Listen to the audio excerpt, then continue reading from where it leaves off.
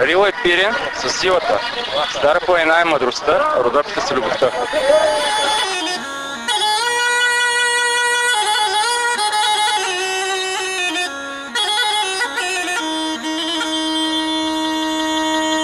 Напоследък все повече и повече започна да се говори кои сме ние, каква е нашата идентичност и разпознавайки себе си, опознавайки себе си, да разбереме нашето място сред общността.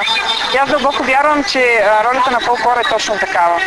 Да разбереме откъде сме тръгнали, на какво сме способни, защото във фолклора, дори в текстовете на песните, в музиката, може да се проследи развитието ни като хора и като нация съответно.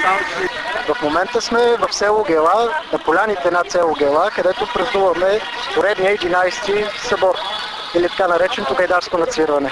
Идеята на това събиране е започна преди дълги години назад. Тук хората са събирали, родови срещи са правили, всеки си имал дърво. И всеки род си знал дървото и наречената дата, първата събота неделя от август месец, събират се тук, правят се чевермета. Общо взето идеята е да се съберат хората, които са излезнали най-вече от селото. Ние сме едни от участниците в конкурсната програма. Свирим от 7-8 годишни. Занимаваме се с това не защото ни е удоволствие, хоби. И къде е друга родопска гайда, освен в Родопите? Това са два гайди. Майстор на тези гайди е Костадин Илчев.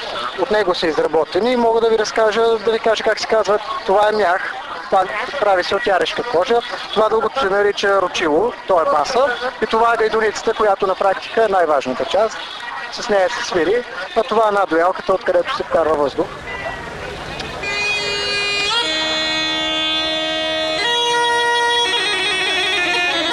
Байдаф оказваше на времето, че гайдата е като жената.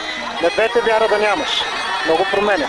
А пък Бат Петю казва, и на гайда и на жена вяра можеш да имаш, стига да знаеш къде и как да ги пипнеш.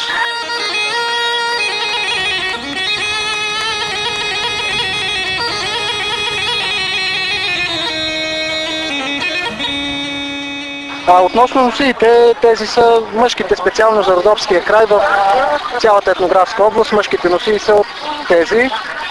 Няма различия, ризите са такива, съвсем прости цветове, кафяво, виждате бяла риза с червени шивици, типична българска шивица, по-точно типична родопска шивица.